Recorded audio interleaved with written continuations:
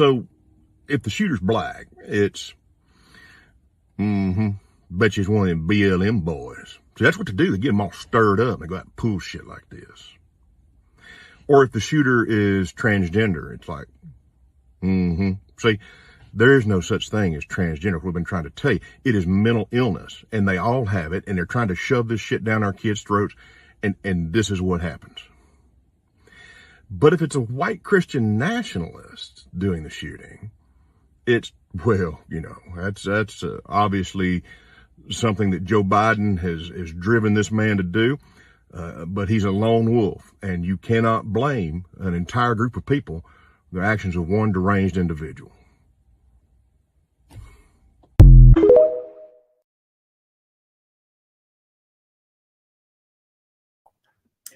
Good evening, good evening, good evening. Thank you for joining me here for Conversations with Taz for the Monday Mix-Up.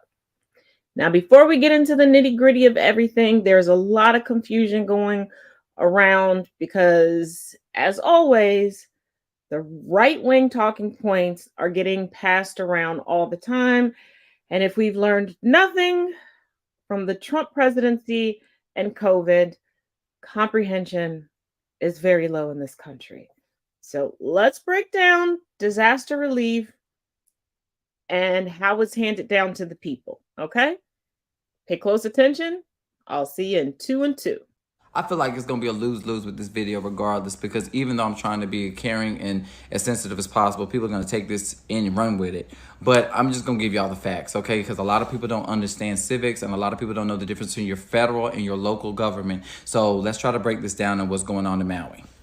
When a disaster is declared by the federal government led by FEMA, it responds at the request of and in support of states, tribes, territories, and areas in local jurisdictions impacted by the disaster. What that means is the federal government steps in as a support agent. They are not in charge. They do not take over. The people who are in charge is your local government, not the federal. So for people who are blaming Biden, it's crazy. So everything that's going on, you're talking about the $700 that y'all are receiving and this, that, and the other. That means if you want more money, you want more resources poured into you, it needs to be requested by your local governor, meaning your governor. Josh Green is in charge of this whole entire situation. Biden did not come because he didn't want to show up and strip resources because he needed security clearance in order to come, which he finally has, thanks to your governor finally giving the say-so. Here it is. He said, come on over, Joe Biden, come on over, Jill. You guys are clear to visit Maui. And this is the part that's kind of frustrating me most, is like a lot of people don't understand that the people that are in charge of what's going on in Maui is the local government. It is not the federal. Y'all put so much on the president when he really can't do anything. It's like saying, well, Joe Biden needs to change Florida. Joe Biden needs to change Texas. He cannot do it. Y'all are getting local and federal mixed up. That's why it's so important to pay attention to what's going on in your local government. It is so important to be involved. It is so important to be engaged. And this is one thing I want to explain real quick. When I made my video about Joe Biden's response, he responded in less than 6 hours when the fire was dead. He gave them all the agency, he gave them all the federal funding available to the states. And it is up to the states at this point to request for more. It is up to the states, and the money is there, it's available. The resources there, it's available. Biden did his job. Now it is up to your local government to take control of the situation. That's all I'm saying. And the difference between Joe and Trump is Trump took 2 days to respond. And when he finally showed up, he wanted a cameo and throw toilet paper at people. You're comparing apples to oranges. Joe did his job, and he's coming to show up. And he's not waiting a month later. He's showing up literally a week and a few more days after the situation. Come on, y'all have to understand this. And I'm trying to be as caring and as understanding to the locals, because I understand your frustration, and I know you're hurting, I know you're in pain, but you have to place the blame in the right direction, and you can't place it on the president.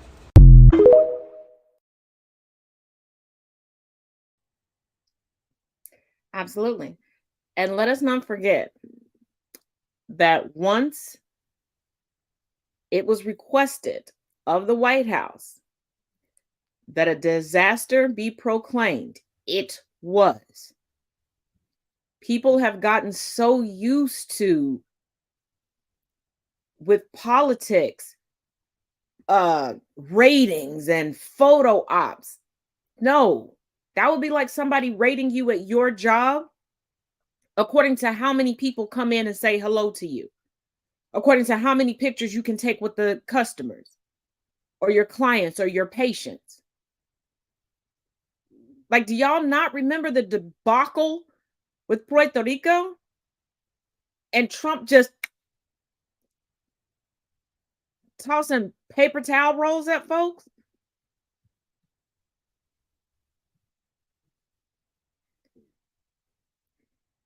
This is why during a period of time when we could stomach Kanye West criticized then President Bush because he did not properly and in a timely manner send aid during the aftermath of Katrina. All other criticisms and critiques came from local governments. Folks are so quick to want to fight the power, but don't even know the power dynamic or the hierarchy. Y'all really got to learn their job descriptions and how things go up the chain.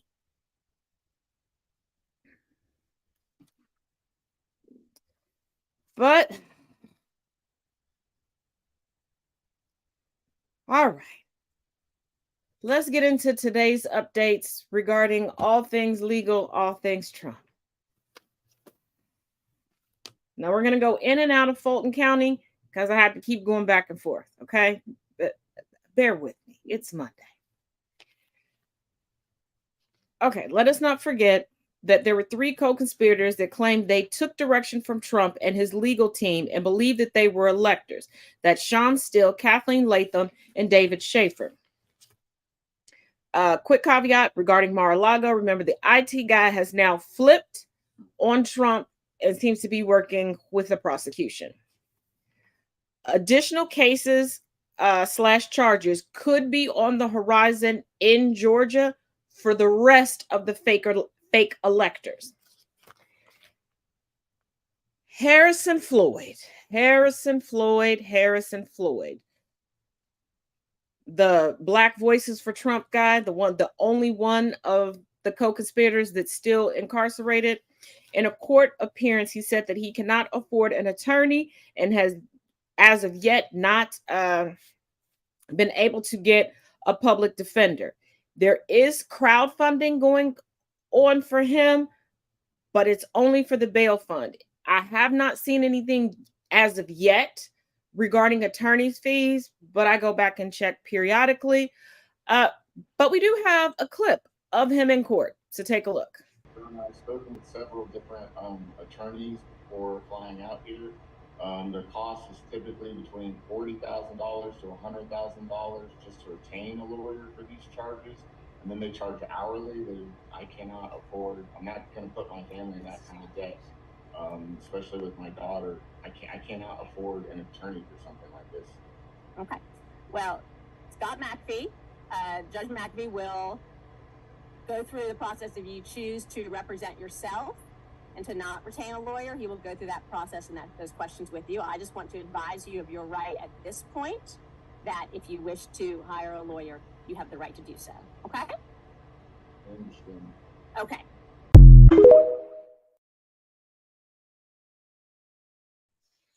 Yes, you heard that right.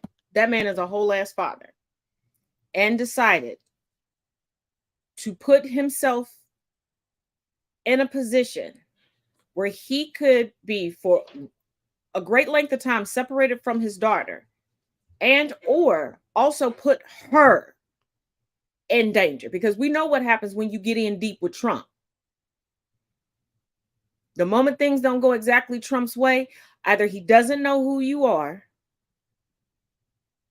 or he turns you into an enemy. I am no ally of Harrison Floyd.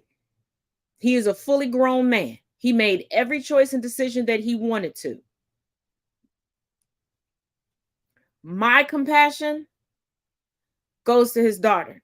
And I hope that throughout all of this, Trump isn't so egregious and his sycophants aren't so egregious that they wait a minute. These are the same people who put the schools and photos of the children of FBI agents on the dark web. These are the same people who riled up someone to the point where they ended up murdering the son of a judge at the front door. Ancestors be with that child.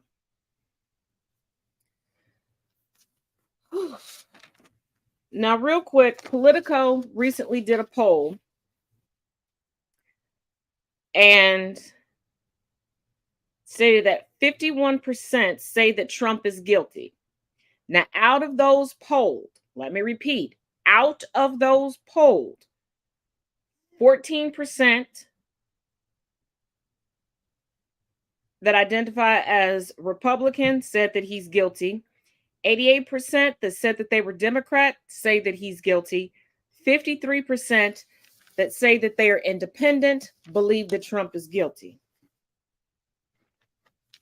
Now, take the polls how you want, because a lot of times the polls will tell you somebody is about to win by a landslide and then the person loses or it's very slim. Now, regarding the DOJ case that Judge Chutkan is overseeing, the trial date has been set for March 4th, 2024. I don't know why I put that date on there. And that is a day before Super Tuesday. Trump's attorney, John Lauro, immediately registered an objection with the court due to this. He claims that a 2024 trial date is inconsistent to President Trump's right to due process and the right to effective counsel. I don't think he realizes that that says more about him than anybody else, but okay. And he defended wanting the original requested date of April 20th of 2026. The defense team, Mr. Lauro, argued that 2 years was needed due to the amount of evidence and the fact that so much of it has to be viewed through a skiff. But the judge and everybody else was like, the meat and potatoes of this, you can view in your office and you have plenty enough time. So, of course, Judge Chutkan rejected this, and she stated that these claims that they don't have enough time are exaggerated. The judge repeatedly asked Lauro for a more reasonable start date, and he just kept declining like an incessant toddler. So the date was set 2 months later than what the prosecution had requested. It is speculated that there may be a verdict before the Republican National Convention, which takes place in August. Jack Smith was present in the courtroom, and he was said to be taking notes. Lauro stated that there was no need for a status hearing. You need more time for everything, but you don't want to have status hearings. I'm beginning to think Trump is getting all of his attorneys out of a Cracker Jack box or the action figure aisle at a toy store.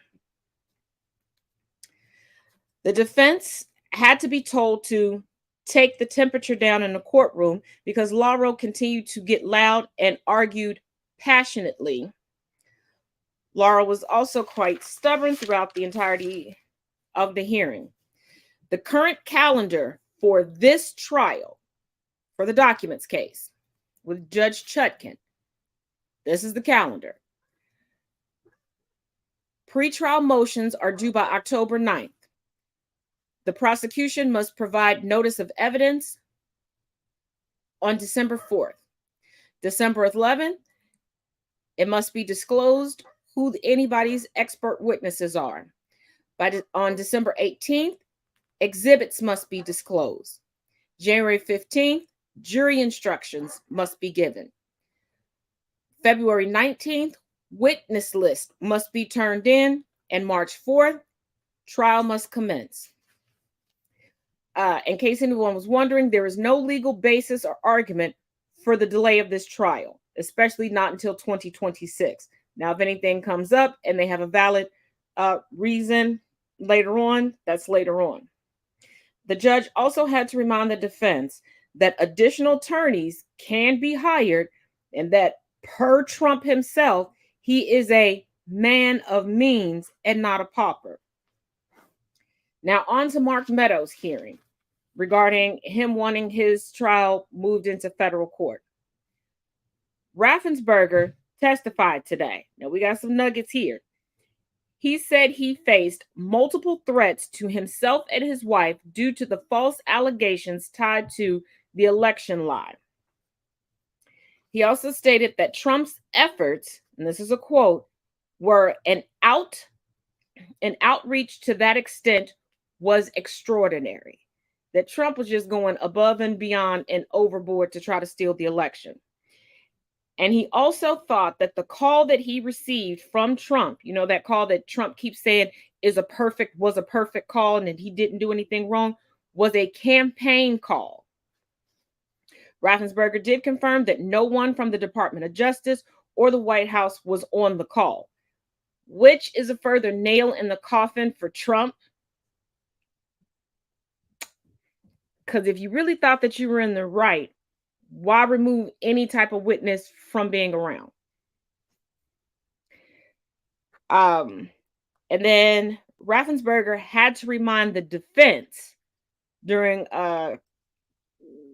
cross-examination that information obtained during a fraud investigation goes to the FBI, not to campaigns. Because, you know, they're still trying to, you know, Trump has the right to question the election. They are really treating, you know, these hearings as if they're in front of a camera and they're talking to their voter base and not jurists. Then Mark Meadows himself, Raffensperger was on the stand for an hour. Then Mark Meadows himself testified. He said that Trump believed that he won. When Meadows asked if he believed it, he said, and I quote, "I believe there were additional things that needed to be investigated." Sounds like he's still trying to straddle the fence. Like he doesn't want to go to prison, but he doesn't want to piss off Trump. And it's like the numbers are there. Trump is not going to be president. Trump is not going to become a dictator unless you know that there's another insurrection afoot. Would you stop?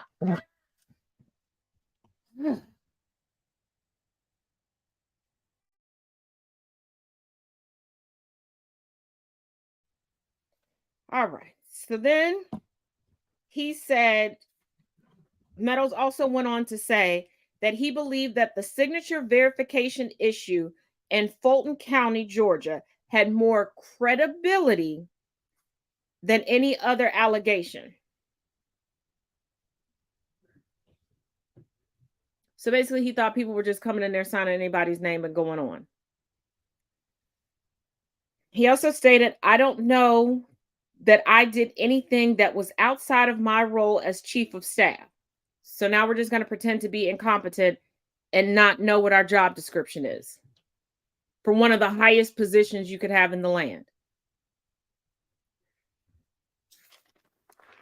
But then, just like everybody else, it always slips out. He said the president gave clear direction to deal with it in regards to the election. So it's looking like all roads are leading back to Trump. Now, we know the only person who can't unequivocally say that they were at the direction of Trump is Cheeseborough, because Cheeseborough's already admitted, and the proof is already there that we've been able to see so far, that he came up with the original idea. He was the one that gave Trump the original idea. But throughout the whole thing, Meadows was trying his best to be extremely comfortable with his words. During this hearing, there were Trump attorneys there, and they were seated in the second row. Very Big Brother is watching.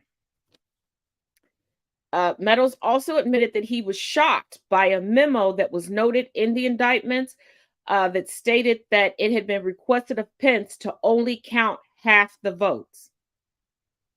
You believe you won, but you don't want concrete evidence of it. You just want half the votes counted. It's beginning to look a lot more guilty. Everywhere we go. And the ultimate end goal for Meadows is immunity. He wants immunity. Now, I personally don't know too many people who are actually innocent of everything who are going for immunity. And keep in mind, part of Meadows' actual job description, and it's been confirmed that he was in all of the meetings regarding this election fraud. There wasn't a meeting that was had that he wasn't a part of.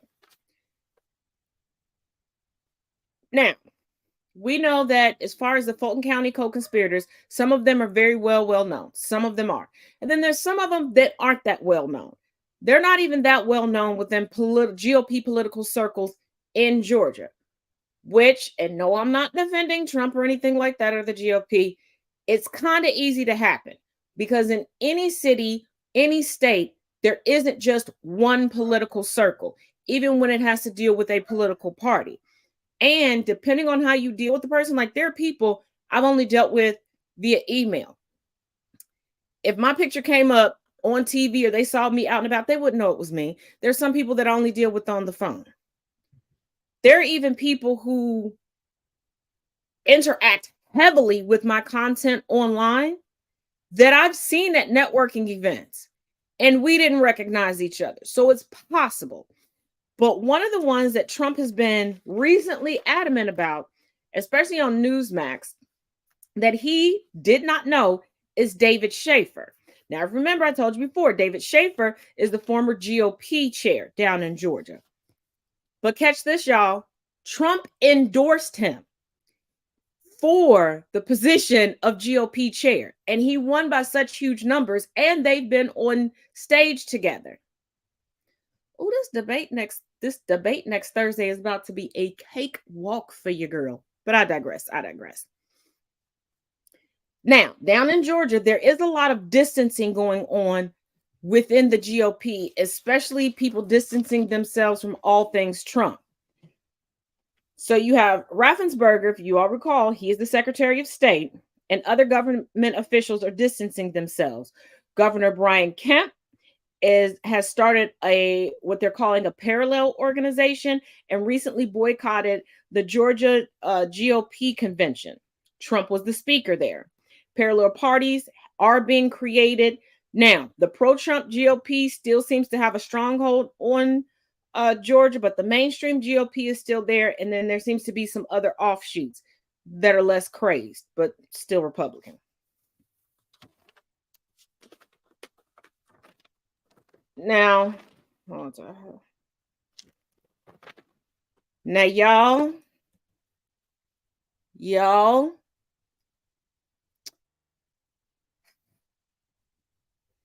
I'm going to run this video regarding the truth behind the indictments. Turn your volume off, go get you a beverage, because there's a lawsuit that I'm going to go out on a limb and say most people did not know about, and I'm about to break this down for y'all. Because this lawsuit is looking like there's going to be a heck of a lot of convictions coming down the pipeline. So take a look and we'll see you in 2 and 2. Trump was indicted in 4 jurisdictions around this country by juries of regular Americans in New York, in D.C., in Atlanta, and in South Florida, where he calls home. This wasn't Joy Reid and Rachel Maddow sitting there. It was regular people who listened to the evidence that was brought before them. When you say that people are rallying behind him, his diehard base is, but the average American isn't. There's new polling out today. 62% think he committed a crime, including 67% of independents. 61% thinks that he must stand trial before the election. Why? Because you don't want to put someone in office who's going to jail. And 59% think that the DOJ is being fair.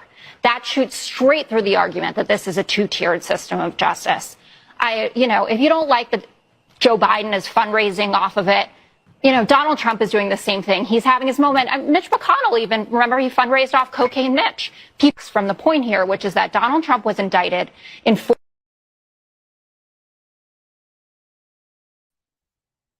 Okay. Now, from the comment section real quick, I was asked, do I believe that he believes, Trump, that he won the election? Absolutely not. He knows that he lost. He knows that he lost. All of the requesting them to find votes, him not wanting to Pence to count all the votes, that was enough for me in the beginning. But the more I dig into this, the more briefs I read, the more available court transcripts I can get my hands on. But y'all, were y'all aware of the civil case against Trump, the Proud Boys, and the Oath Keepers? Yep, this is another Taz getting a drop on them. And trust and believe, just like everything else, Ticker Talk, we'll be talking about it next week. Not to brag, but y'all know how it goes. Just like now over on TikTok, they're finally talking about the 14th Amendment, and we're going to get to some updates regarding that. Hold on, give me just a second.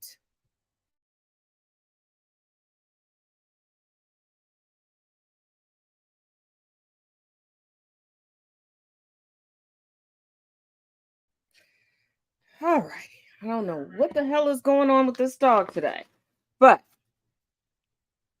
this includes the NAACP and 10 members of Congress that happen to be Democratic lawmakers. The lead plaintiff is California Congresswoman Barbara Lee.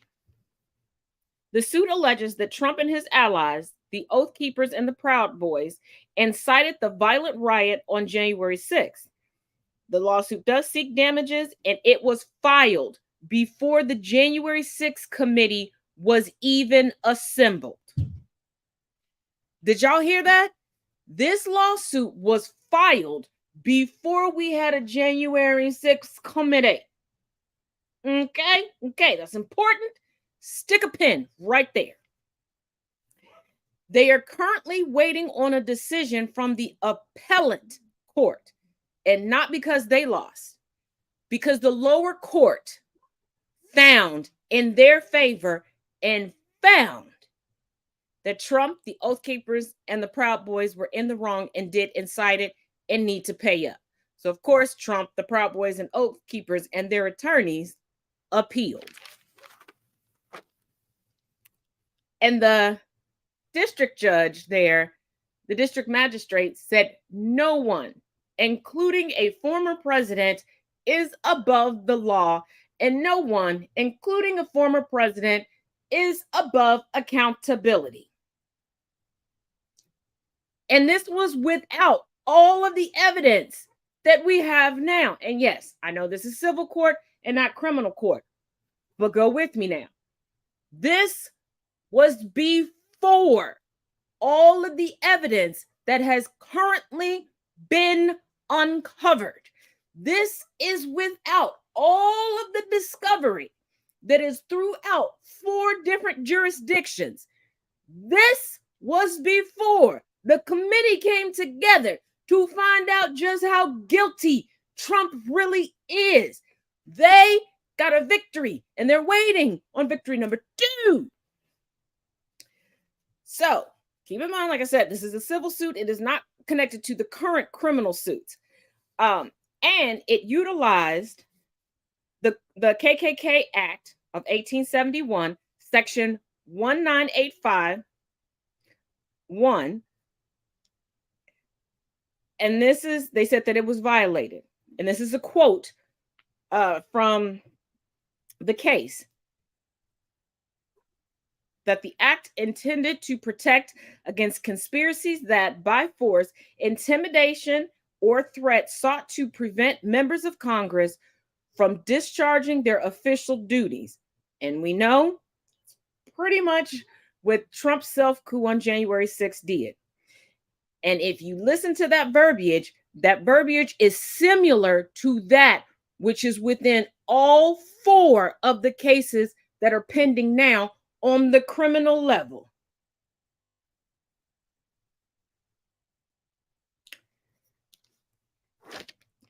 And the KK Act of 1871 is a Reconstruction era act. So basically it was put in there to protect the black people. And the people that Trump can't stand the most, black and brown people, seem to be taking him down left and right, right and left, left and right, right and left.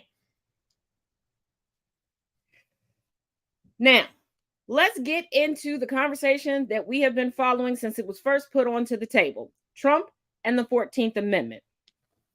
Got some updates for you. Now, remember, this is Trump and the 14th Amendment, specifically Section 3. Now, I'm not going to read the whole amendment and section, but I'm going to give you the parts that everybody's focusing on, okay? No person shall be a senator or representative in Congress or elector of president or vice president or hold any office, civil or military, under the U.S. or under any state who, having previously taken on an oath, and this person shall have engaged in insurrection or rebellion against the same or given aid or comfort to the enemies thereof. Now, to avoid being prohibited from running for any of these offices again, Congress would have to come through with a majority vote and be like, no, we want him back. We know that's not going to happen because they don't have the votes within the Senate alone. And I'm really wondering would the House even pass that through at this point. Now, here's where the updates come through. On Friday, yes, this past Friday, in Palm Beach County, Florida, a lawyer filed a legal challenge to disqualify Trump from the 2024 POTUS race.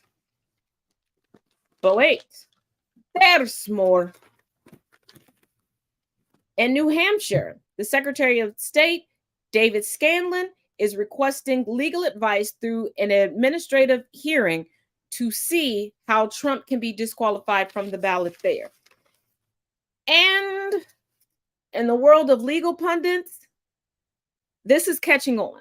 This is getting a lot of support. A lot of people are getting out there now, contacting their secretaries of state. Secretaries of states are having these administrative meetings to figure out how they can do this and how they can do this quickly. So, yeah, doesn't look like this country, regardless of political leanings, they don't want another Trump presidency because they realize that this is his second term. He cannot decide to run again, okay?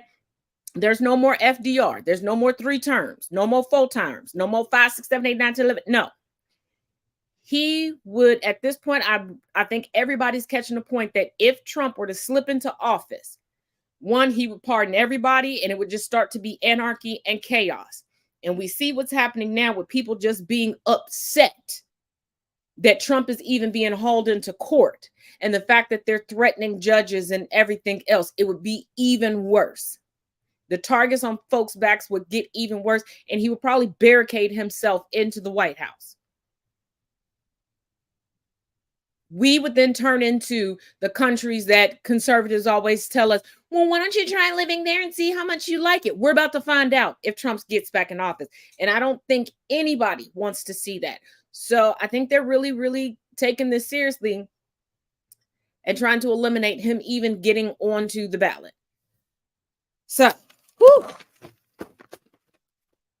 we got through that. Well, you know, I keep consistently having like 3 to 4 pages worth of notes, but it's worth it. All right.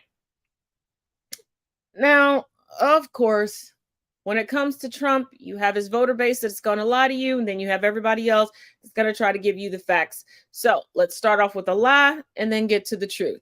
We'll run these back to back. See you in 2 and 2. They're not after this man right here. They're after you. He is just standing in the way. When you see this picture, you shouldn't see Donald J. Trump, 45th President of the United States. You should see your son, your daughter, your wife, your family members, because this is exactly how they want to treat anyone who stands in their way. The Biden regime has truly ushered us into a new era of American politics, one where you don't have freedom of speech. In fact, if you do anything to oppose the folks in power, they will not hesitate to ruin your life. They'll treat you like a common criminal. If we allow them to get away with this, in this moment right now, trust me, your kids and grandkids will never know freedom. Trump was indicted in 4 jurisdictions around this country by juries of regular Americans in New York, in D.C., in Atlanta, and in South Florida, where he calls home. This wasn't Joy Reid and...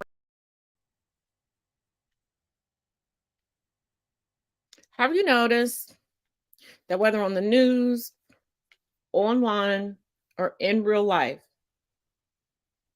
the GOP sycophants are using very specific language?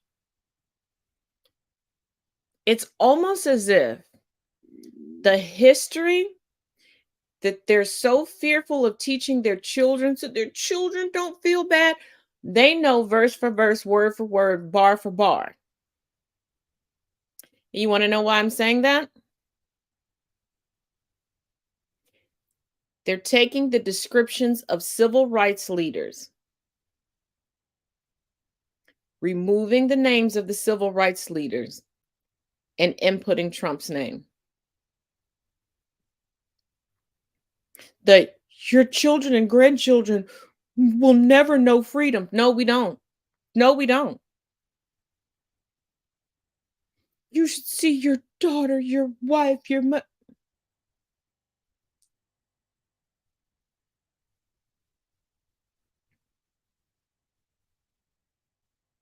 I'm going to say this and then we're going to move on. Today is the anniversary of the March on Washington. Today is also the anniversary of the murder of Emmett Till. If you have not yet seen it, pinned to the top of my page on TikTok is a video regarding the murder of Emmett Till. If you do not have to watch the entire video, go to the last minute of that video. Hear the quotes from those that are part of the Emmett Till generation, the Emmett Till boomers, and tell me if the sick-ass GOP are not using their words despicably to try to turn Donald John Trump, Bone Spurs McGee, into a martyr, into a hero, into a civil rights leader. Now, I had a feeling something like this was going to happen eventually, especially after that very weird Tucker Carlson interview where Tucker kept saying, "Do you think they're going to kill you? They. If Melania ain't off this man yet, ain't nobody out to kill him. If Putin hasn't sent somebody to blow up Air Trump One, nobody cares. Nobody's after Trump. The documents are already back. He's not a threat nor an asset to anybody."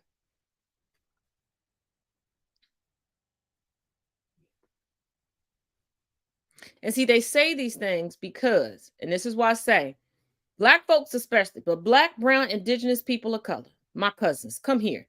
Stop saying you're not going to vote. Stop saying you're going to have a throwaway vote. Stop saying that, oh, my vote doesn't count. Yes, it does. Why do you think they work so hard to either gain your vote through shucking and jiving and trying to be a minstrel show to show that, ooh, we buddies, we one and the same, by using nothing but racial tropes and stereotypes to try to say that they're one of us, or they're trying to prevent you from voting. Just like with our dollar, they need us. This is why I get so frustrated with my own community at times, because y'all allow yourselves to be blinded and talked out of the power you yield. We command the dollar here. We determine the creativity here. We could bore everybody out. Look what we did to one social media platform for a whole summer alone. Motherfuckers was bored as shit. They didn't know what to do. They sitting there talking about hands on my knees, hands on my knees, hands on my... Who the fuck's knees is above their head? And they're not doing the oochie coochie. And we control the vote. If you stop allowing people to convince you that your power doesn't exist while still walking around calling yourselves royalty kings and queens, I don't know what to tell you. Shit. How you kings and queens out here acting like damn peasants? Because the moment we pull our money out of something, it no longer exists. You see how quickly NFL coaches and teams shut the fuck up when we quit buying football tickets, when we quit buying jerseys.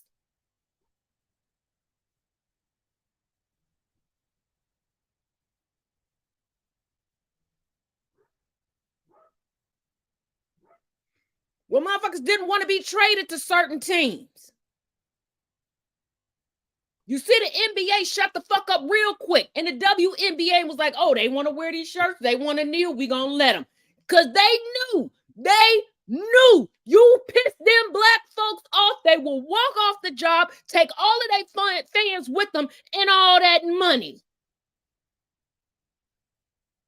As problematic as Taylor Swift's little Skeletor ass is, one thing she ain't never trying to do is piss off black people. Her fans will try it, and that shit don't last long. Hell, Madonna done kept it kosher for decades, because that motherfucker, she know she don't want to work from the grave.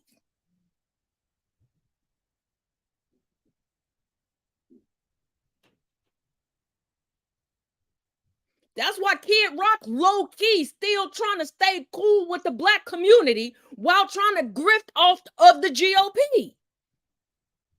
And no, I'm not making excuses. I'm telling you the observations. We know Disney can't fucking stand us. We know this.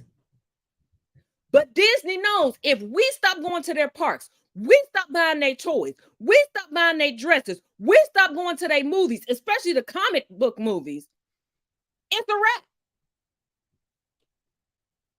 And Disney's a little more ahead of the game than everybody else, because they was like, black people don't just do this by themselves. We better bring their cousins along with us too, because if we don't get their cousins enough representation, they'll stop buying from us just because we didn't bring their cousins.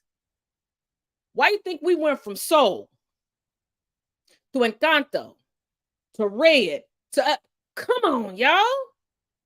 Realize the power that you have. Just like if women collectively, and I'm not talking about that strike that a couple years ago, they're like, women don't go to work, don't do anything around the house. No, don't do anything for a fellow adult that's not a woman or femme presenting. See how quickly they'll give us bodily autonomy back.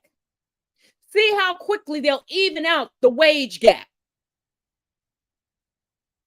You want to make jokes about, I don't cook, I don't clean, let me show you how I got this way. Yes. Don't hold a door open to nobody. Don't give nobody directions. Paul can't find something in the store, Paul on his fucking own. Oh, you need a sandwich, honey? You better get in there and get it how you live. You'll have a hand-to-mouth sandwich. Don't volunteer to watch nobody's kids. Don't be the room mom. Don't join the PTO.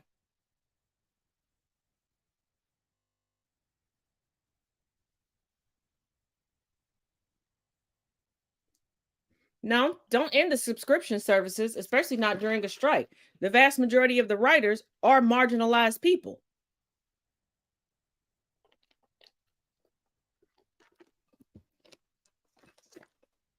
What you do is you start requesting projects by your favorite writers. You start requesting projects from your favorite melanated directors. If you're going to talk about entertainment news on your social media, make sure they melanated. Make sure it's a black, brown person of color that you're bigging up. Other than Tyler Perry, because he don't hire no damn body. Everybody talking about he pro-black. He's pro-him. His shit all looks the same and sounds the same because he's the only writer. He's the only producer. He's the only director. That's not for the black community. That's for Tyler Perry.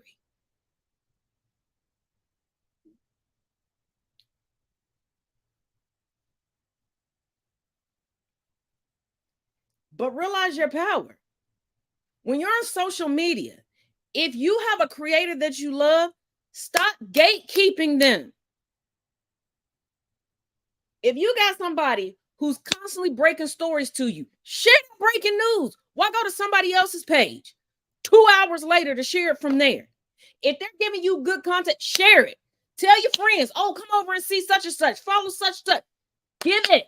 Encourage people. Hey, why don't you buy, creator Mustafa a cup of coffee today? Why don't you shoot them $1? Because the shit costs.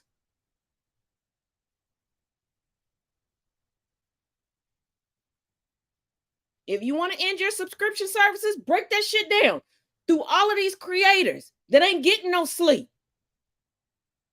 That some barely have a fucking social life. Because not only are they bringing you the information and the education online, everybody is boots on the ground. Like Royal Star and I don't sit down on this podcast every week because like today, I had meetings all day. My last meeting ended right before I got on this podcast. It was a Black Achievers meeting. He'll be back on the road this week. But y'all will get a new blog post from him right around the first week of September. But you have the power. That's why they're constantly trying to silence people. I looked it up. My current TikTok account I've had since July 14th. It is August 28th.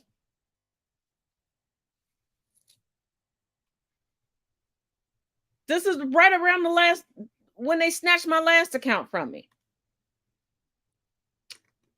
And the same set of circumstances were happening. People who used to follow me are now finding me again. People are like, oh, you're just now on my FYP. We have the power.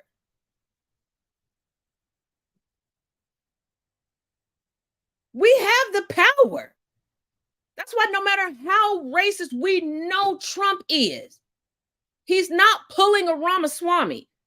And wait for the expose I have on Ramaswamy tomorrow on TikTok. Because I found out something about Ramaswamy and I realize now why he looks so familiar. I'll bust that tea tomorrow. Trump refuses to say certain shit about us. This is why Trump is constantly trying to remind us that we like him. I almost called him a name I shouldn't. My mama raised me better. Buffoon, we ain't never liked you. We just realized the white elites didn't like you either.